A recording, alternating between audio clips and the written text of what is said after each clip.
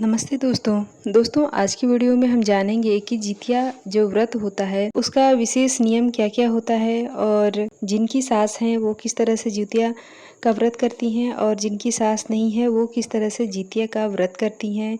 क्या इस साल नया व्रत उठा सकते हैं या फिर नहीं उठा सकते हैं। जितिया का जो धागा हम खरीदते हैं वो कितना की संख्या में हमें खरीदना चाहिए, गांठ कितनी लगानी चाहिए, इन्हीं सारी कुछ महत्वपूर्ण बातों को जानेंगे इस वीडियो में। तो चलिए दोस्तों बने रहें आप हमारे साथ इस वीडियो के अंत तक और वीडियो की जानकारी आपको अच्छी लगे तो लाइक ज़रूर करें।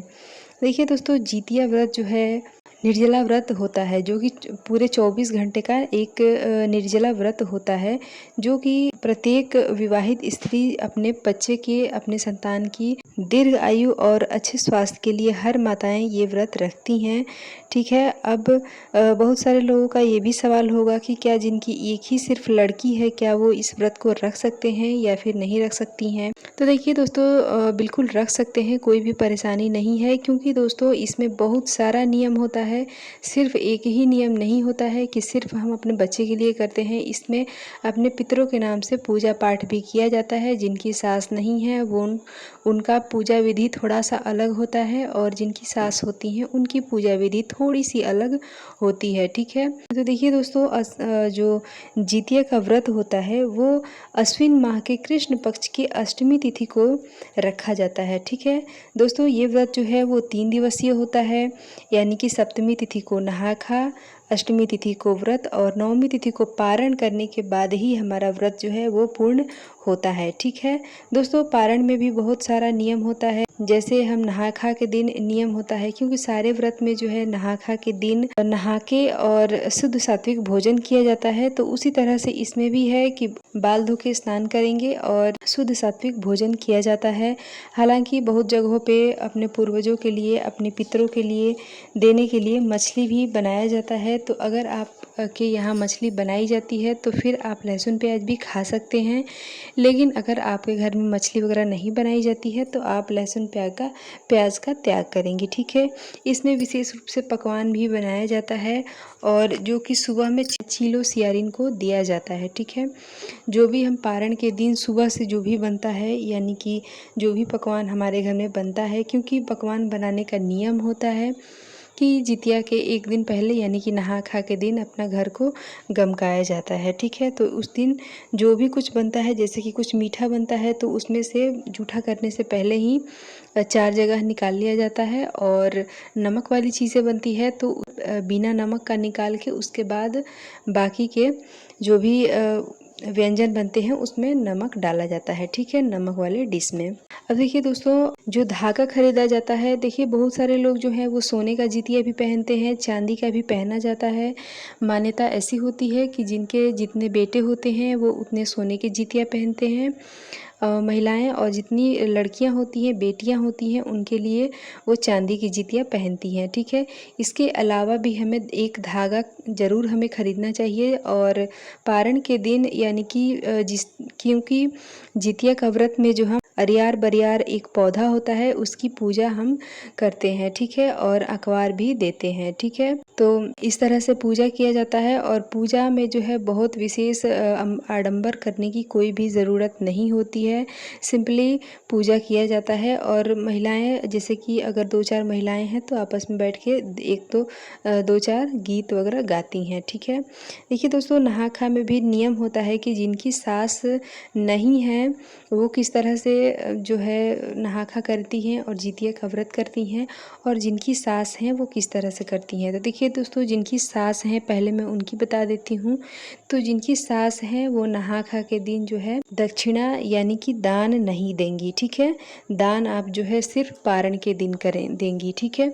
और जिनकी सास नहीं है वो नहा खा के दिन दान देती हैं। दान में आप जो है चावल, दाल, विशेष रूप से तरोई विशेष महत्व होता है इस जितिया व्रत में, यानी कि नहा खा के दिन ही हम दान करते हैं। तो तरोई का भी दान करते हैं, तरोई की सब्जी खाते हैं, और तरोई के पत्ते पे ही हर चीज़ हमें रखना होता है। यानी कि जो लोग भी तेल खरीदेते हैं, जिनकी सास नहीं है, वो लोग आधे भीगे कपड़े में ही तेल और खरी दिया जाता है, जो कि तरोई के पत्ते पे ही दिया जाता है।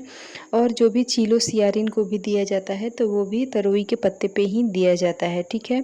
तो इस तरह से भीगे हुए कपड़े में ही तरोई के पत्ते पे तेल और खरी जिनकी सास नहीं है, वो अपनी सास को देती हैं।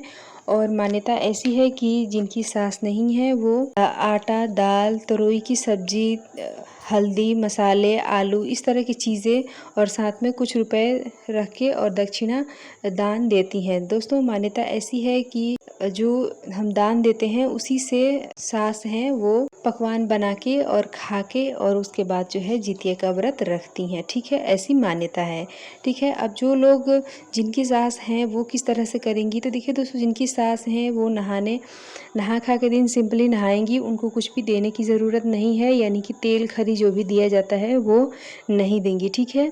और पारण के दिन जो है चावल का दान करेंगी। चावल का दान में आप जो है चावल, कुछ सब्जी, हल्दी, मसाले, इस तरह की चीज़ और विशेष रूप से तरोई का दान दिया जाता है और कुछ रुपए दक्षिणा स्वरूप, ठीक है। तो ये क्लियर हो गया। अब जो है धागा खरीदा जाता है, तो उसका हमें क्या करना चाहिए। तो देखिए दोस्तों, धागा खरीदा जाता है तो जितने बच्चे होते हैं उतने गांठें लगाई जाती है और पूजा किया जाता है अरियार बरियार के पौधे के पास। और पारण के दिन जो है जहाँ पे हम पूजा करते हैं, वो जितिया जो है अपने बच्चे को पहना दिया जाता है, ठीक है।